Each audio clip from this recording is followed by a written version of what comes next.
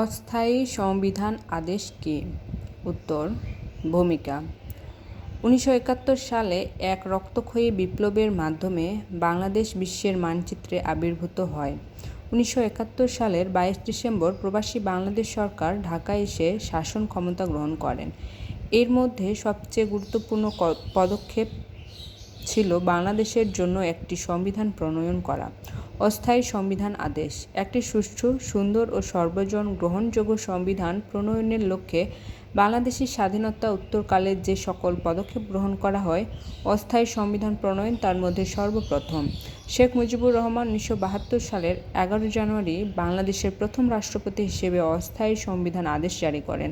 এই সংবিধান আদেশ জারির পটভূমিকায় বলা হয় যে 1971 সালের 10 এপ্রিল মুজিবনগরের ঘোষিত স্বাধীনতা আদেশ ছিল গণপ্রজাতন্ত্রী বাংলাদেশ সরকারের জন্য একটি অস্থায়ী ব্যবস্থা এবং যে অবস্থার পরিপ্রেক্ষিতে এ স্বাধীনতা আদেশ জারি করা হয়েছিল তার অবসান ঘটেছে।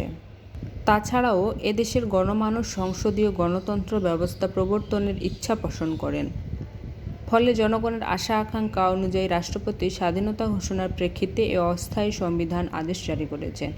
এ অস্থায়ী সংবিধান আদেশ বাংলাদেশের জন্য সংসদীয় গণতান্ত্রিক ব্যবস্থা প্রবর্তনের সুযোগ সৃষ্টি করা হয়। এ সংবিধান আদেশ অনুযায়ী রাষ্ট্রপতিকে নামমাত্র প্রধান এবং প্রধানমন্ত্রীকে প্রকৃত প্রধান হিসেবে উল্লেখ করা হয়। এ আদেশ জারির পরদিনই বঙ্গবন্ধু শেখ মুজিবুর রহমান রাষ্ট্রপতির পদ ত্যাগ করে প্রধানমন্ত্রী হিসেবে শপথ গ্রহণ করেন। তার নেতৃত্বে নতুন মন্ত্রিসভাও গঠিত হয়। বঙ্গবন্ধু শেখ মুজিবুরের প্রথম সভার সদস্য সংখ্যা ছিল 23 জন।